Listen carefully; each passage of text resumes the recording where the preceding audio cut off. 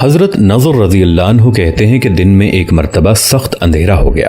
میں دوڑا ہوا حضرت انس رضی اللہ عنہ کی خدمت میں حاضر ہوا۔ میں نے دریافت کیا کہ حضور صلی اللہ علیہ وآلہ وسلم کے زمانے میں بھی کبھی ایسی نوبت آئی ہے؟ انہوں نے فرمایا کہ خدا کی پناہ، حضور صلی اللہ علیہ وآلہ وسلم کے زمانے میں تو ذرا بھی تیز ہوا چلتی تھی تو ہم سب مسجدوں کو دوڑ جاتے تھے کہ کہیں قیامت تو نہیں آ گئی۔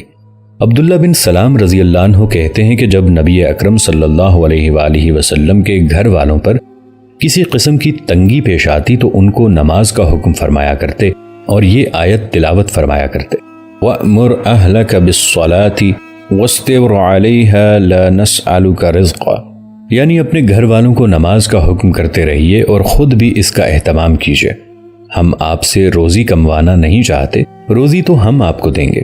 ایک حدیث میں ارشاد ہے کہ جس شخص کو کوئی بھی ضرورت پیش آئے، دینی ہو یا دنیاوی، اس کا تعلق مالک الملک سے ہو یا کسی آدمی سے، اس کو چاہیے کہ بہت اچھی طرح وضو کرے، پھر 2 رکعت نماز پڑھے، پھر اللہ جل شانہ کی حمد و ثنا کرے اور پھر درود شریف پڑھے۔ اس کے بعد یہ دعا پڑھے تو انشاءاللہ اس کی حاجت ضرور پوری ہوگی۔ دعا یہ ہے، لا الہ الا اللہ الحلیم الکریم، سبحان اللہ رب العرش العظیم، الحمد للہ رب العالمین، اسألک موجبات رحمتک وعزائم مغفرتک والغنیمت من کل بر وسلامت من کل اسم لا تدع لی ذنبا الا غفرت یا ارحم الراحمین ولا ہما الا فرجت ولا حاجتا ہی لک رضا الا قضیتها یا ارحم الراحمین۔ وہب رحمہ اللہ علیہ بن منبہ کہتے ہیں کہ اللہ تعالیٰ سے حاجتیں نماز کے ذریعے طلب کی جاتی ہیں، اور پہلے لوگوں کو جب کوئی حادثہ پیش آتا تھا وہ نماز ہی کی طرف متوجہ ہوتے تھے، جس پر بھی کوئی حادثہ گزرتا وہ جلدی سے نماز کی طرف رجوع کرتا۔ کہتے ہیں کوفہ میں ایک قلی تھا جس پر لوگوں کو بہت اعتماد تھا، امین ہونے کی وجہ سے تاجروں کا سامان، روپیہ وغیرہ بھی لے جاتا۔ ایک مرتبہ وہ سفر میں جا رہا تھا، راستے میں ایک شخص اس کو ملا، پوچھا کہ کہاں کا ارادہ ہے؟ قلی نے کہا کہ فلاں شہر کا۔ وہ کہنے لگا کہ مجھے بھی جانا ہے، میں پاؤں چل سکتا تو تیرے ساتھ ہی چلتا، کیا یہ ممکن ہے کہ 1 دینار کرائے پر مجھے خچر پر سوار کر لے؟ قلی نے اس کو منظور کر لیا اور وہ سوار ہو گیا۔ راستے میں ایک دوراہا ملا، سوار نے پوچھا کہ کدھر کو چلنا چاہیے؟ قلی نے شارع عام کا راستہ بتایا۔ سوار نے کہا کہ یہ دوسرا راستہ قریب کا ہے اور جانور کے لیے بھی سہولت کا ہے کہ سبزہ اس پر خوب ہے۔ قلی نے کہا کہ میں نے یہ راستہ دیکھا نہیں۔ سوار نے کہا کہ میں بارہا اس راستے پر چلا ہوں۔ قلی نے کہا کہ اچھی بات ہے، اسی راستے کو چلیں۔ تھوڑی دور چل کر وہ راستہ ایک وحشتناک جنگل پر ختم ہو گیا جہاں بہت سے مردے پڑے تھے۔ وہ شخص سواری سے اترا اور کمر سے خنجر نکال کر قلی کے قتل کا ارادہ کیا۔ قلی نے کہا کہ ایسا نہ کر، یہ خچر اور سامان سب کچھ لے لے، یہ تیرا مقصود ہے، مجھے قتل نہ کر۔ اس نے نہ مانا اور قسم کھا لی کہ پہلے تجھے ماروں گا پھر یہ سب کچھ لوں گا۔ اس نے بہت عاجزی کی مگر اس ظالم نے ایک بھی نہ مانی۔ قلی نے کہا اچھا مجھے 2 رکعت آخری نماز پڑھنے دے۔ اس نے قبول کیا اور ہنس کر کہا کہ جلدی سے پڑھ لے۔ ان مردوں نے بھی یہی درخواست کی تھی مگر ان کی نماز نے کچھ بھی کام نہ دیا۔ اس قلی نے نماز شروع کی، الحمد شریف پڑھ کر سورت بھی یاد نہ آئی۔ ادھر وہ ظالم کھڑا تقاضا کر رہا تھا کہ جلدی ختم کر۔ بے اختیار اس کی زبان پر یہ آیت جاری ہوئی، امن یجیب المضطر اذا دعا۔ یہ پڑھ رہا تھا اور رو رہا تھا کہ ایک سوار نمودار ہوا جس کے سر پر چمکتا ہوا خود لوہے کی ٹوپی تھی۔ اس نے نیزہ مار کر اس ظالم کو ہلاک کر دیا۔ جس جگہ وہ ظالم مر کر گرا، آگ کے شعلے اس جگہ سے اٹھنے لگے۔ یہ نمازی بے اختیار سجدے میں گر گیا، اللہ کا شکر ادا کیا۔ نماز کے بعد اس سوار کی طرف دوڑا، اس سے پوچھا کہ خدا کے واسطے اتنا بتا دو کہ تم کون ہو، کیسے آئے؟ اس نے کہا کہ میں امن یجیب المضطر کا غلام ہوں، اب تم مامون ہو، جہاں چاہے جاؤ۔ یہ کہہ کر چلا گیا۔ در حقیقت نماز ایسی ہی بڑی دولت ہے کہ اللہ کی رضا کے علاوہ دنیا کے مصائب سے بھی اکثر نجات کا سبب ہوتی ہے اور سکون قلب تو حاصل ہوتا ہی ہے۔ اللہ رب العزت ہمیں عمل کی توفیق عطا فرمائے۔